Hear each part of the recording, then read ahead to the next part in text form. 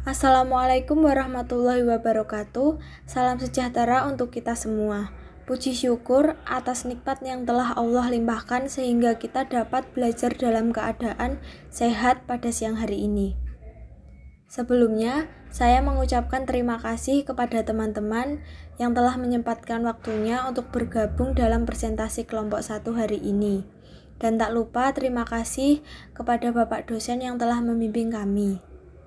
Perkenalkan, kami kelompok 1 yang beranggotakan 7 orang, yaitu 1 dengan saya sendiri, Reza Octaviana Grandis, NIM B 200-200-091. Dan yang kedua ada Elvira Putri Kurniasari dengan NIM B 200-200-097. Dan yang ketiga ada Marleni Nur Aciani dengan NIM B 200-200-105.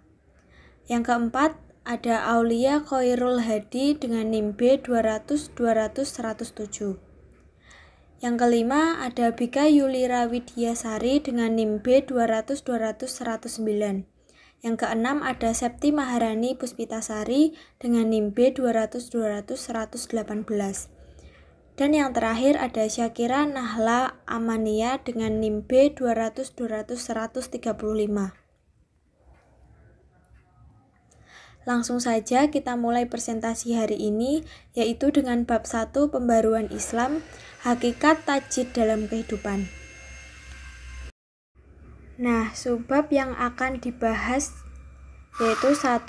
Pengertian tajdid, yang kedua ada tujuan tajdid, ketiga dimensi tajdid, keempat makna tajdid, kelima tokoh pembaruan periode klasik sampai modern, yang keenam ada gerakan pembaruan Islam di Indonesia. Next.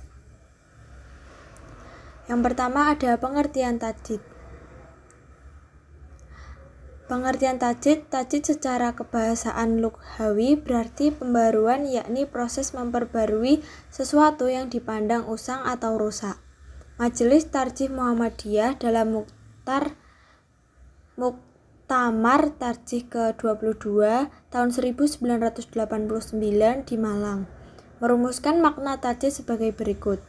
Dari segi bahasa, tajdid berarti pembaruan, dan dari segi istilah, tajdid memiliki dua arti, yakni pemurnian dan peningkatan pengembangan modernisasi dan yang semakna dengannya. Pengertian atau batasan makna tajdid ala Muhammadiyah tersebut sesuai dengan pesan yang terkandung dalam hadis Rasulullah yang berbunyi, Bismillahirrahmanirrahim. An Abiya Hurairah khol Rasulillahi sallallahu alaihi wasallam inna allaha yabata lidohi al umat ala rosi kulli mi'ayas sanat man yujadid lahu dinnaha. Roh Abu Daud. Dari Abu Hurairah ia berkata, Rasulullah bersabda, sesungguhnya Allah mengutus bagi umat ini atau umat Islam pada setiap penghujung 100 tahun seseorang yang akan memperbarui mengadakan pembaruan bagi agamanya. Diriwayatkan oleh Imam Abu Dawud, Muhammad Syamsul Haq Al-Azhim 1979-380. Next. 2. Tujuan tajdid. Tujuan tajdid yaitu untuk memfungsikan Islam sebagai hudan, furhan, dan rahmatan lil alamin, termasuk mendasari dan membimbing perkembangan kehidupan masyarakat, ilmu, pengetahuan, dan teknologi. Dengan demikian, tajdid bagi Muhammadiyah harus senantiasa berpijak dari Al-Quran dan Al-Sunnah, dan selanjutnya juga bermuara pada implementasi atas nilai-nilai ajaran Al-Quran dan Al-Sunnah. Artinya, betapapun Muhammadiyah mengadopsi berbagai model pembaharuan dalam aspek pengembangan sumber daya manusia organisasi, strategi dakwah, dan kebudayaannya, tetapi Muhammadiyah selalu menunjukkan konsistensinya untuk kembali kepada spirit Al-Quran dan Al-Sunnah.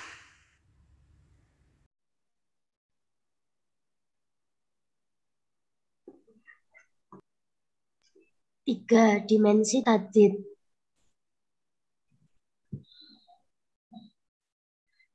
Dimensi tajdid ada 3. Yang pertama, pemurnian akidah dan ibadah, serta pembentukan akhlak mulia. Yang kedua, pembangunan sikap hidup dinamis, kreatif, progresif, dan berwawasan masa depan. Dan yang terakhir adalah pengembangan kepemimpinan organisasi dan etos kerja dalam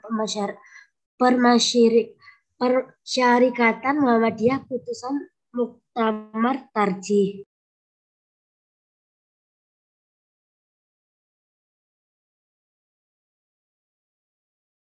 Untuk yang selanjutnya yaitu makna tajdid.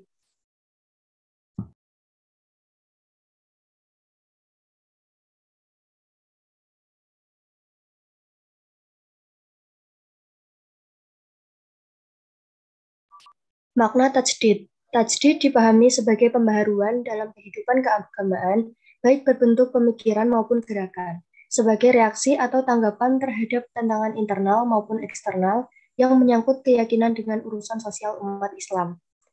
Tajdid pada masa klasik biasanya dihubungkan dengan upaya purifikasi untuk memperbaharui iman dan praktik Muslim.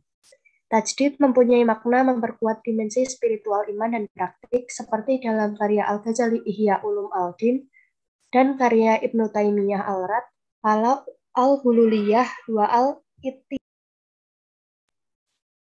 Tajdid pada masa modern merupakan upaya para salafi dan modernisasi Islam untuk memperkenalkan pengaruh Islam dalam kehidupan Muslim.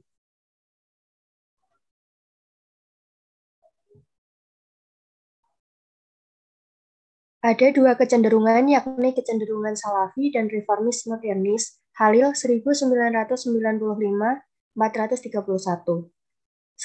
Kecenderungan gerakan Salafi, Muhammad Ibn Abdul Wahab, yaitu sama sekali tidak berkaitan dengan pengaruh Barat. Gerakan ini lebih mengutamakan upaya pemurnian akidah Islam dari bahaya tahalul dan kufarat, juga pemurnian ibadah dari bahaya bid'ah.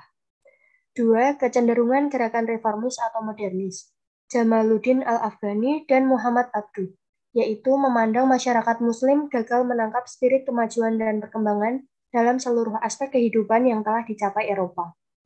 Gerakan reformis berkaitan erat dengan Barat dan berusaha merespon tantangan sebagai akibat kontak dengan Barat. Perhatian utama para reformis berkaitan dengan upaya perbaikan pendidikan, status perempuan dalam masyarakat, politik nasionalisme, dan upaya modernisasi seluruh aspek kehidupan lainnya. Reformis juga memandang keyakinan bahwa ulama tidak harus tunduk pada penguasa politik kecuali dalam hal-hal yang berbahaya bagi kepentingan Muslim.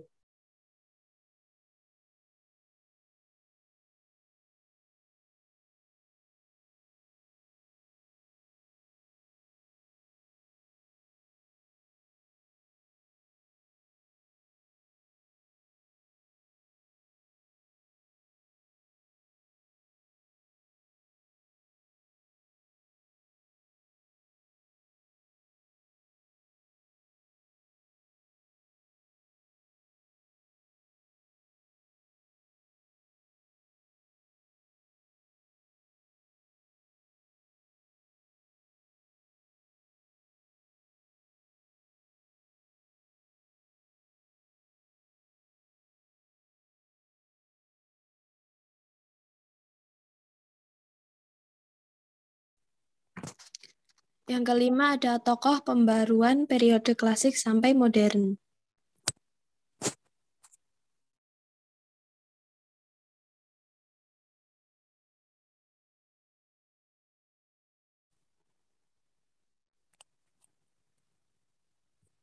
Yang pertama ada Ibnu Taimiyah 1263 sampai 1328. Nama lengkap Taqiyuddin Abu Abbas Ahmad, lahir di Haran, Turki pada 22 Januari 1263. Wafat pada 27 September 1328. Ibnu Taimiyah belajar Al-Quran dan hadis dari ayahnya. Kemudian sekolah di Damaskus. Pada usia 10 tahun, ia telah mempelajari kitab-kitab hadis utama, hafal Al-Quran, belajar ilmu hitung dan sebagainya. Karena penguasaannya di bidang kalam, filsafat, hadis dan Al-Quran, tafsir, dan fikih, pada usia 30 tahun ia sudah menjadi ulama besar pada zamannya. Ibnu Taimiyah kuat memegang ajaran kaum salaf. Corak pemikiran Ibnu Taimiyah bersifat empiris sekaligus rasionalis. Yang kedua, Muhammad Ibnu Abdul Wahhab 1730 sampai 1791. Nama lengkap Muhammad Ibnu Abdul Wahhab Ibnu Sulaiman Ibnu Ali Ibnu Muhammad Ibnu Ahmad Ibnu Rashid Al-Tamimi. Lahir di Uyainah pada 1730 Masehi atau 1115 Hijriah. Dari ayahnya ia memperoleh pendidikan di bidang keagamaan dan mengembangkan minatnya di bidang tafsir, hadis, dan hukum mazhab Hanbaliyah. Proses pemahamannya dimulai dengan banyak menyampaikan ceramah dan khutbah dengan berani dan antusiasme. Oleh karena itu, ia cepat memperoleh banyak pendukung.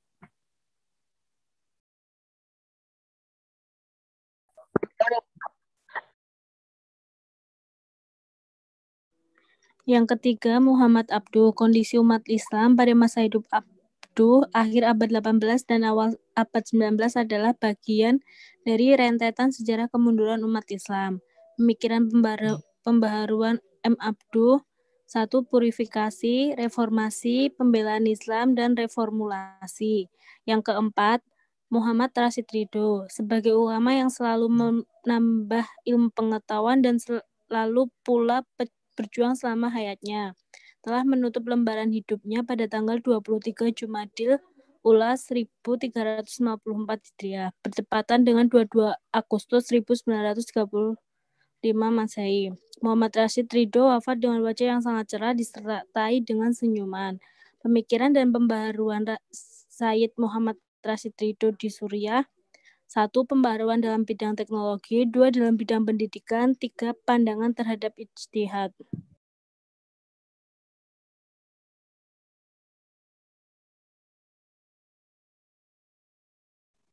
Selanjutnya yang keenam, gerakan pembaharuan Islam di Indonesia.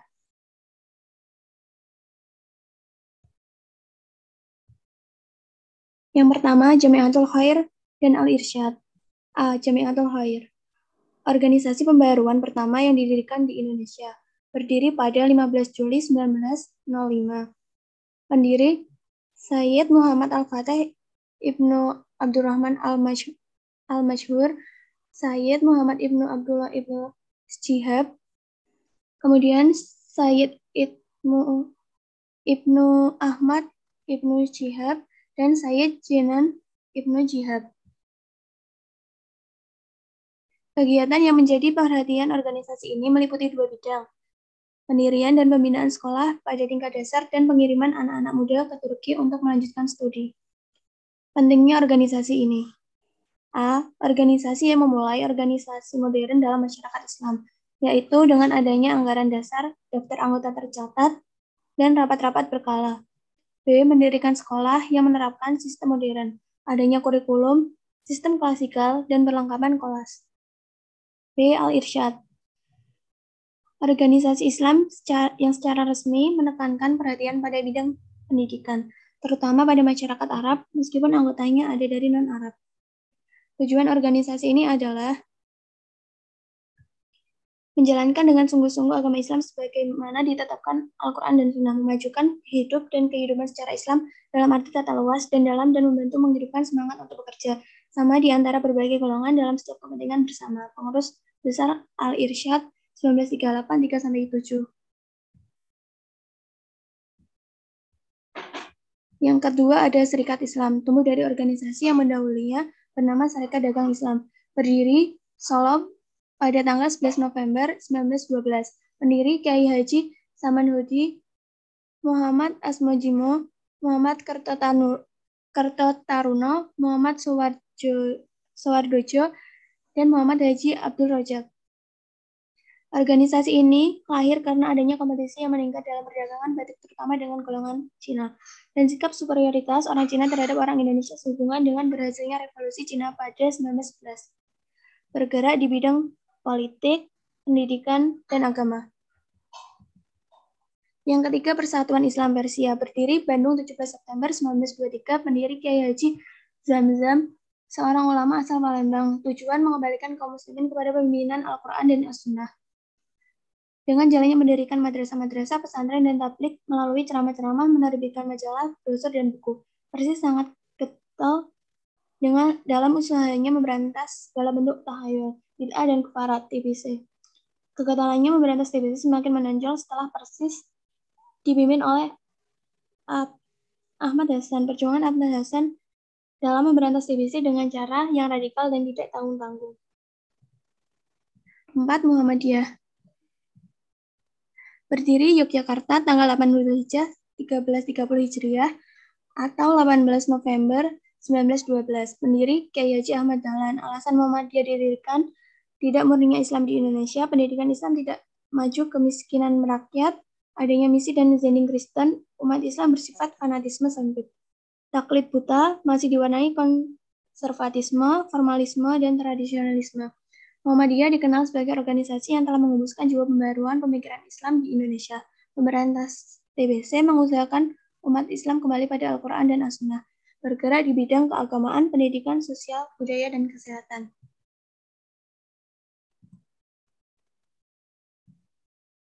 Terima kasih atas perhatian teman-teman sekalian. Kurang lebihnya mohon maaf. Wassalamualaikum warahmatullahi wabarakatuh.